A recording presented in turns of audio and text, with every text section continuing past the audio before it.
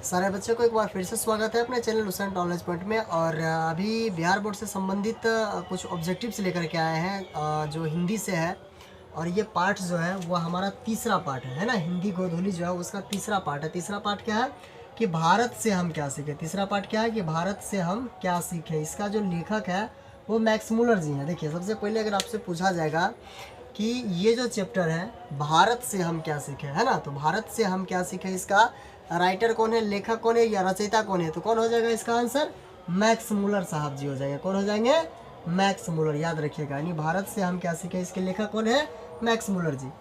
देखिए दूसरा क्वेश्चन से यहाँ देखेंगे, कह रहा है कि मैक्स मुलर का जन्म कब हुआ था, बताइए।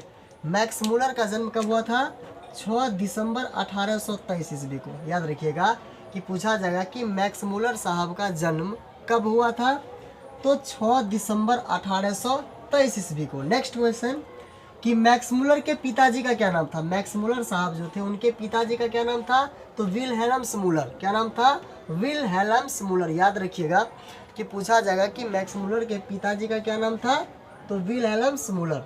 नेक्स्ट क्वेश्चन है कि मैक्स मुलर की मृत्यु कब हुई थी। पूछा जाएगा कि मैक्स मुलर जी जो थे उनके या उनका मृत्यु कब हुआ था, तो 28 अक्टूबर 1900 ईस्वी को हुआ था। कब हुआ था इनका मृत्यु का देहांत कब हुआ था, तो 28 अक्टूबर 1900 ईस्वी को इनका निधन हुआ था। अगला क्वेश्चन कि मैक्स मुलर का जन्म कहाँ हुआ था, बताइए।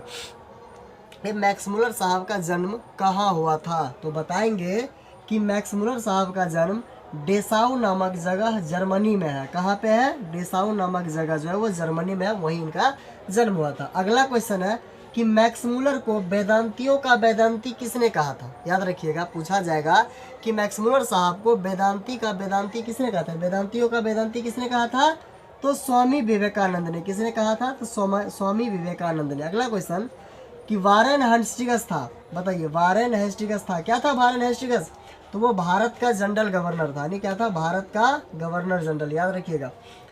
अगला क्वेश्चन है कि मैक्स मुलर ने हितोपदेश का अनुवाद कौन सी भाषा में करवाया था। यानी मैक्स मुलर साहब है ना, हितोपदेश का अनुवाद जो है वो कौन से भाषा में करवाया था, तो वो जर्मन भाषा में करवाया था। कौन सा भाषा में करवाया था, जर्मन भाषा में। याद रखिएगा।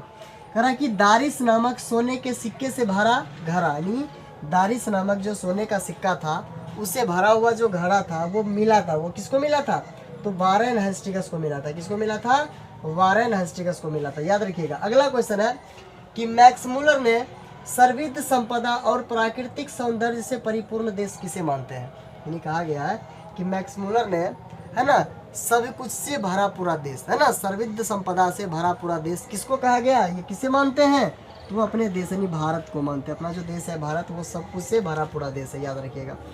अगला क्वेश्चन कि भारत की प्राचीनतम भाषा क्या है, बताइए।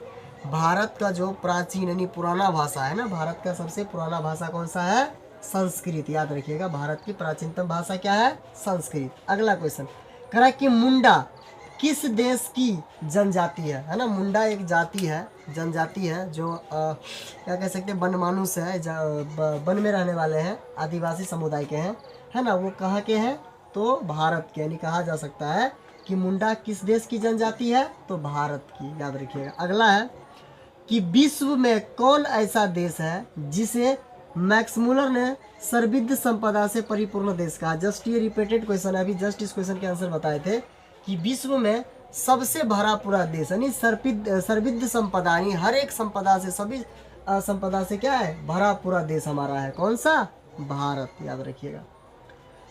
करा कि दैवत विज्ञान, है ना, दैवत विज्ञान का अर्थ क्या होता है, ये पूछा जा सकता है कि दैवत विज्ञान का अर्थ क्या होता है, तो कह सकते हैं देव विज्ञान। यानी दैवित विज्ञान का अर्थ क्या होता है, देव विज्ञान। नेक्स्ट क्वेश्चन करा कि दारिस क्या है, बताइए। दारिस क्या है, तो दारिस जो है वो सोने की प्राचीनतम सिक्का है। दारिस क्या है, तो सोने का प्राचीनतम सिक्का।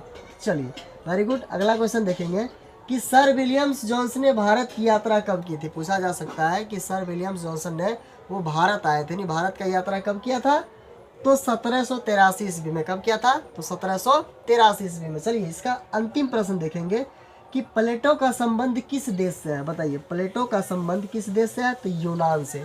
प्लेटो का संबंध किस देश से है, यूनान से। चलिए, तो आई होप कि अभी जो हम पढ़ाई बताए थे, ये बताए हैं कि भारत से हम क्या सीखे। क्या चैप्टर था ये? गोधोली का क्लास 10th गोधोली से, है ना। चैप्टर जो था वो गोधोली का तीसरा पार्ट था, जिसमें हम कह सकते हैं कि भारत से हम क्या सीखे। और इसका लेखक जो था वो कौन थे? मैक्स मुलर साहब जी थे। तो उन्होंने या उस चैप्टर से जो संबंधित प्रश्न था, लगभग 16 प्रश्न अभी आप लोगों को बताए हैं।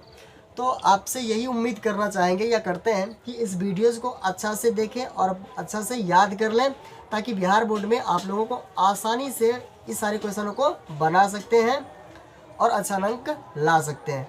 तो सारे बच्चे को इस पार्ट से जो क्वेश्चंस हैं ये आप लोगों को याद हो गया होगा, और उम्मीद करता हूँ कि आप लोगों को कि इस वीडियो को अच्छा से देखते होंगे।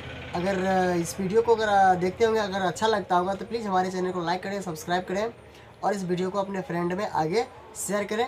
और अब तक के लिए आप लोगों से विदा चाहूँगा। अब तक के लिए आप लोगों को धन्यवाद। फिर मिलता हूँ अगला पार्ट लेकर के अगला वीडियो में। जय हिंद।